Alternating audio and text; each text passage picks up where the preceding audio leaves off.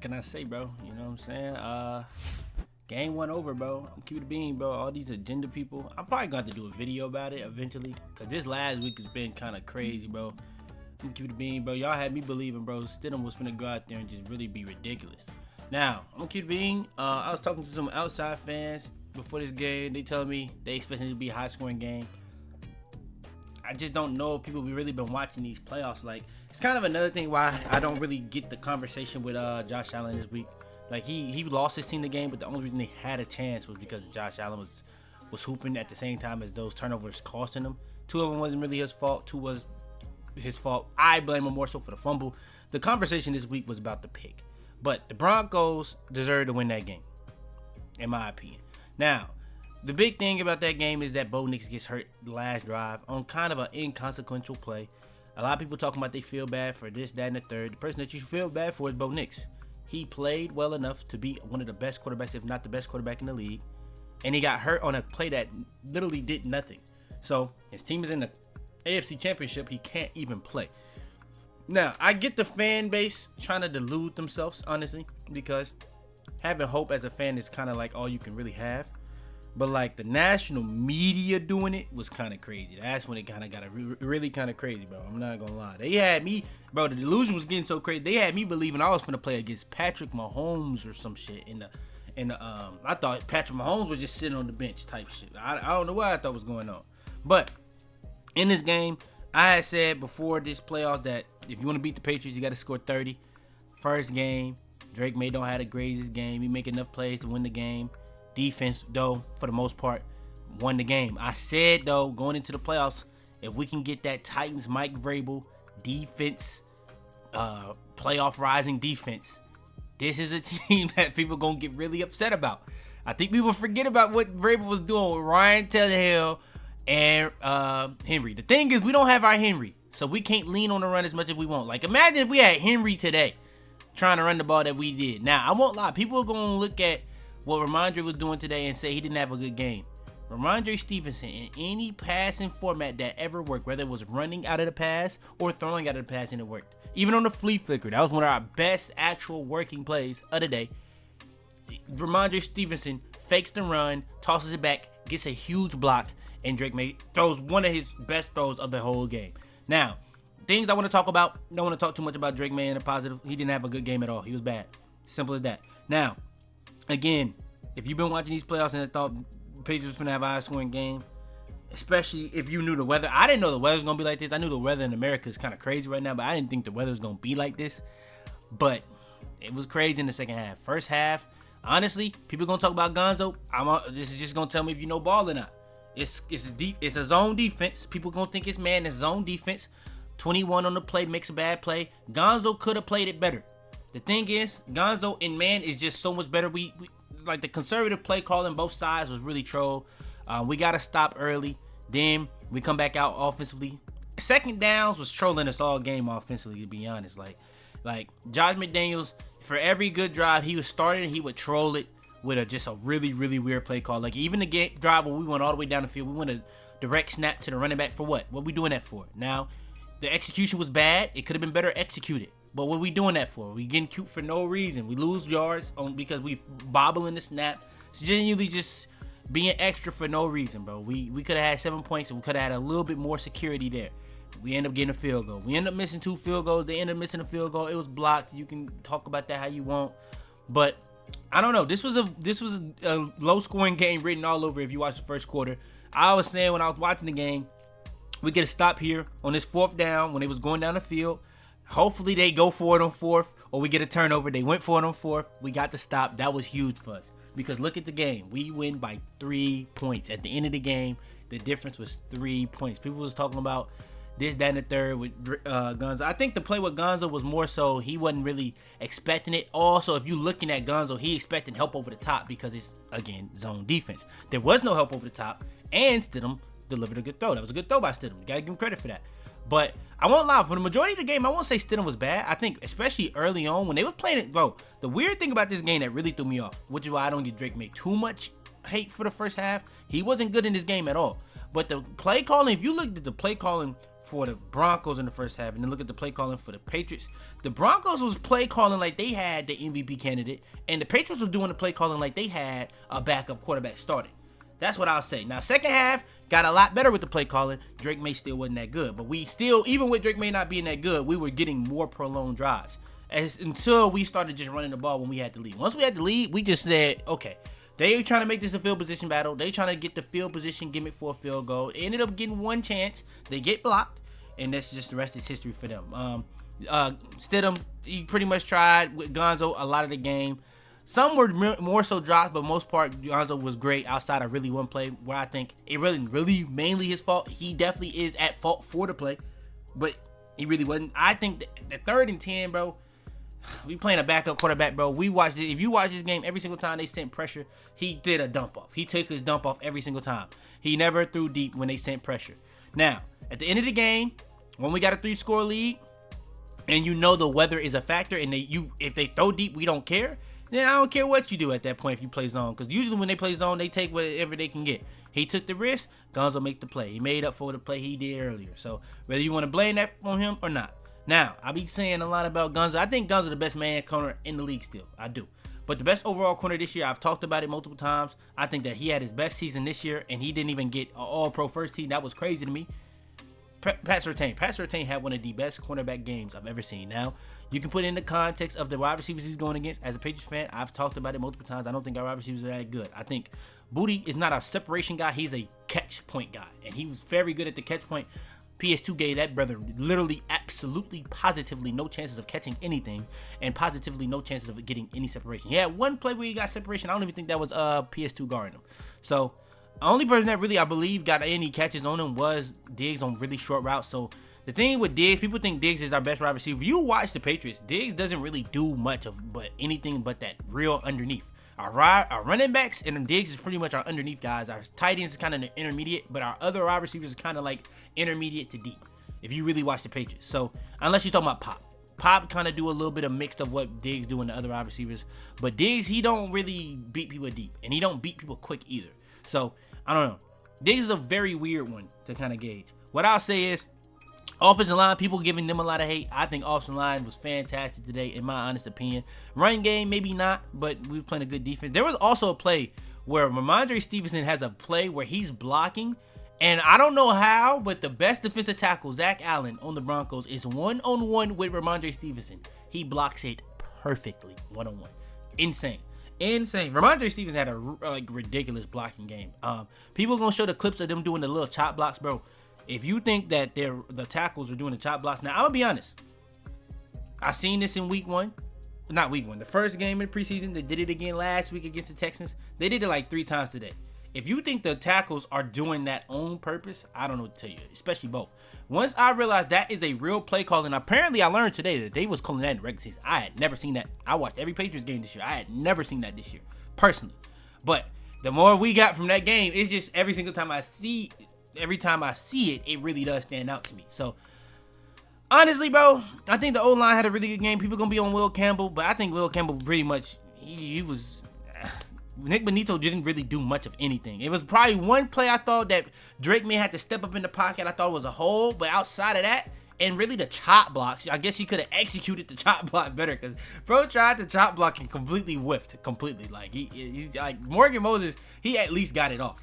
He completely whiffed. I think Morgan Moses, if you want to talk about one of the tackles that struggled, it was a play where Morgan Moses got beat off the edge instantaneously. Like, he beat him with straight speed, and nothing Morgan Moses could do, and Drake Maye was instantly sacked. So, in this game, if you want to blame Drake Maye on sacks, the only one I would blame it on was when Will Campbell got beat, but he got beat, like, high. He got beat high, and Drake Maye tried to step up in the pocket because he knew he didn't have much time, and it's like a 1-yard sack.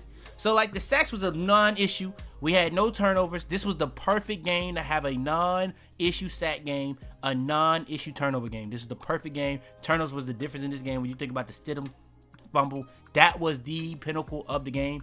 I honestly don't agree with that not being a touchdown if that's going to be a fumble. I think you should have gave that to our defense, but I'm loving the fact that we giving my man Drake Maye the stat because he was bad in this game, but he leaving this with some, I guess. I don't know. I guess we can say he leaving this with something, even though it was very undeserved.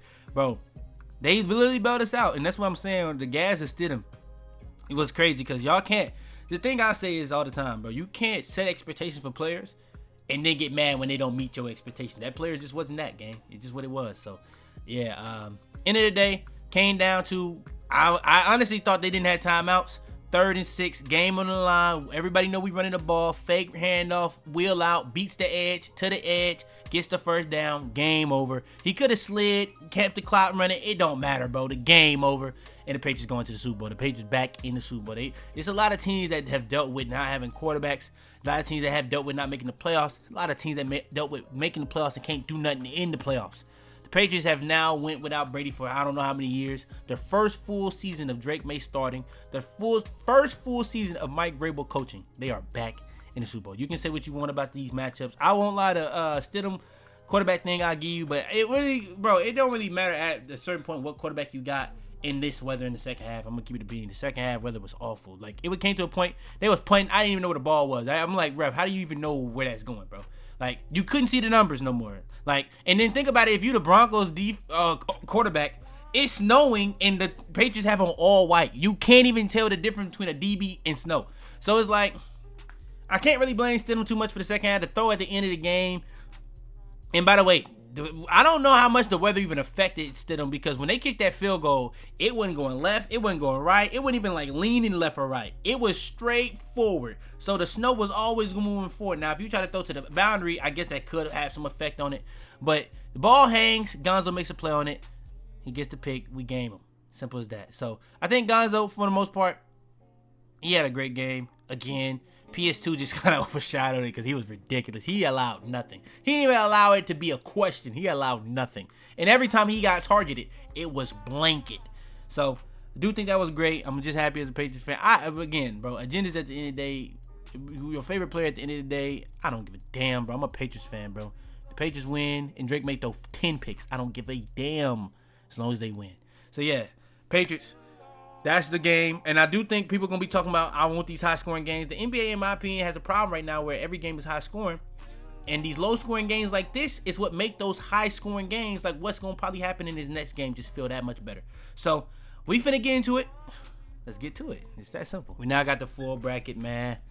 The 1 seed in the NFC, the 2 seed in the AFC. I had the Seahawks as the best team in football for a couple of weeks, man. Just what it is.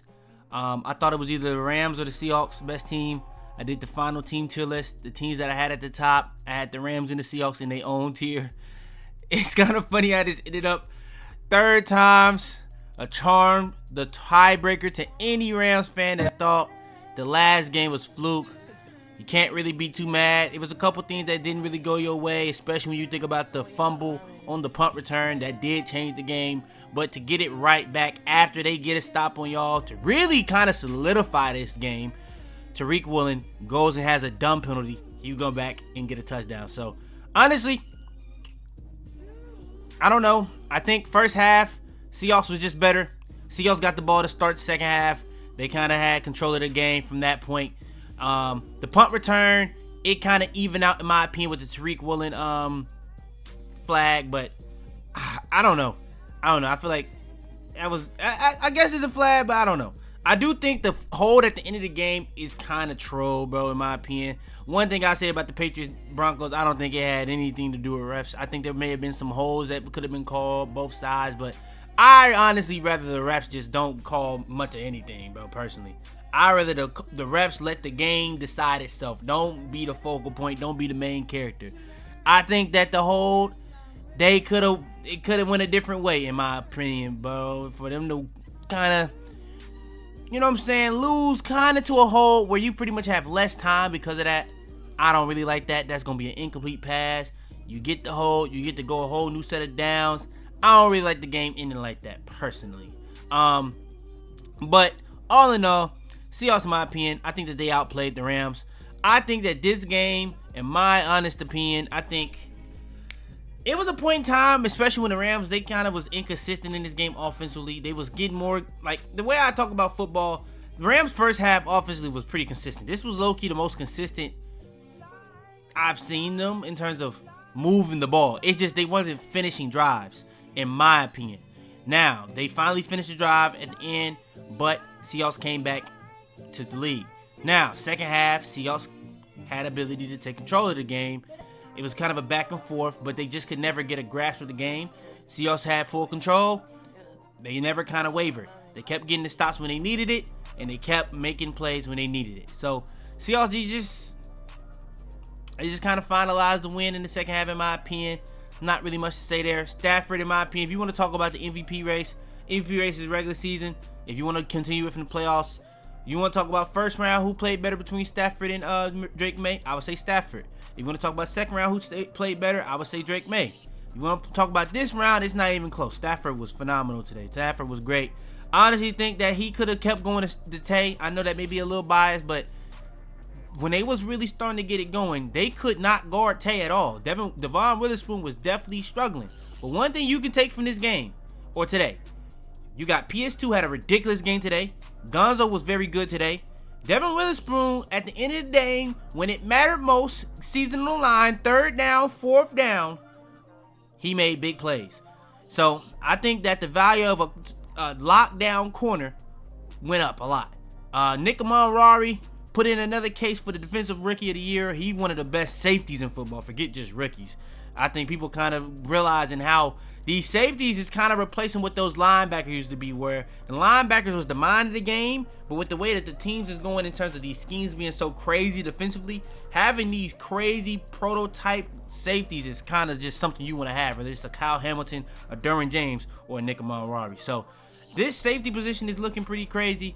I think if I'm a Patriots fan, this is the best matchup for us out of these two teams, because I do think Drake Maye would have a better game against the Rams, but the Rams would cause our defense more issues than the Seahawks offense.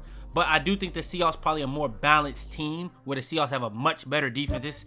This gimmick of playing one of the best defenses in the league again. We had the Chargers, we had the Texans, they had the Broncos. Now we got to play the Seahawks, who I thought was the only team really in debates with the Seahawks, with the Texans. I thought it was them and the Browns. We know how bad the Browns offense was. But if we talk about all these three teams that we played so far and then talk about the Seahawks offense, I do think the Seahawks does have the best offense of the three. But I do think there are issues that we cause on these three games for the quarterbacks, no matter who you talk about, the backups or Herbert or Stroud. I think there can be similar issues that we can bring to the table with JSN. I do think the Rams defense, I do think that they kind of let the offense down. I do think there's some points of the game where you can kind of say this, that, and the third. I do think there is a lot of context to be said when it comes to the Patriots offense. When you think about the O-line, you think about the play calling, you think about the weapons on the outside, then you look at the Rams. I won't lie. Shout out to McVay, man. It was very cool to see a coach being accountable. I didn't think he had a great game against the Bears. I didn't think he was as bad. I thought he was just over-aggressive at times, trying to pass too much at times. And honestly, I think if they would have did that a little bit, I don't even know if I can say if they did that. I think in the second half, they was throwing the ball. And honestly, I think in the second half, he would have kept going to the running backs and Tay. I think they probably could have won this game. Because in that last drive, the running backs was fighting. They was fighting. I thought the Rams was finna win that off sheer will. I didn't even think the play call was nothing crazy. Like, there was a broken play where, for whatever reason, Puka's lined up in the backfield and the play is broken. Instead of Matthew Stafford take off and run, he dumps it down to Puka. I think the play before that, it was like fourth down and the game was on the line. And nothing was open. He was under pressure. Stafford fights for a first down. I think that's even through DeMarcus Lawrence. Man, it's just a lot of plays was being made by Rams players. I think Tay should have got a little bit more featured in. That's one thing I will say with Stafford.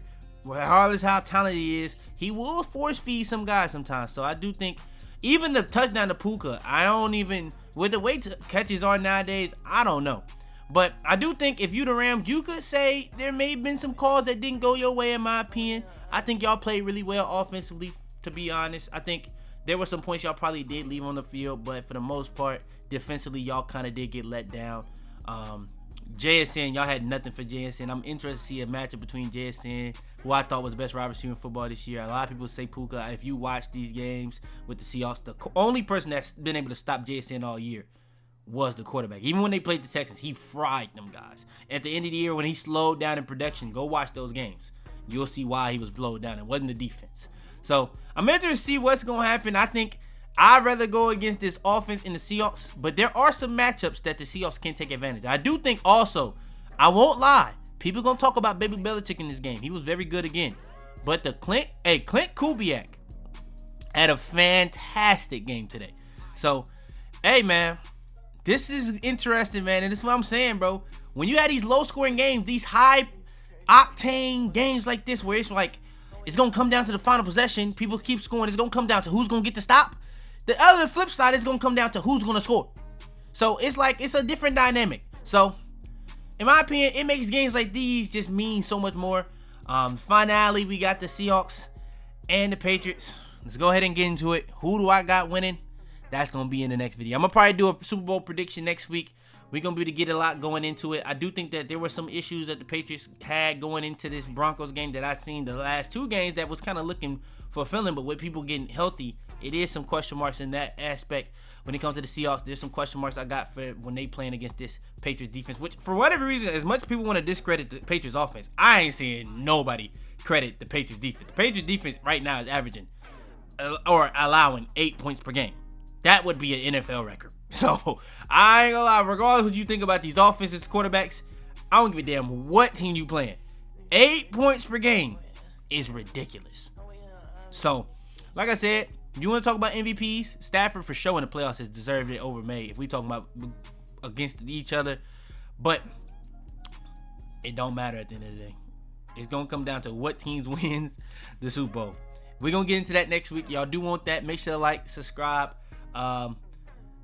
Really good games in my opinion. Just two different aspects. You had a really defensive, very weather-based game. And then you had a really tactic, high-octane, who going to get the stop when it mattered most game of the year caliber game. So yeah, that's gonna be the video. Y'all do want more, like the video, subscribe, all that good stuff out the way. Further ado, man, it's your boy Fitz. I'm out of here. Tell them to bring me my money. Yeah.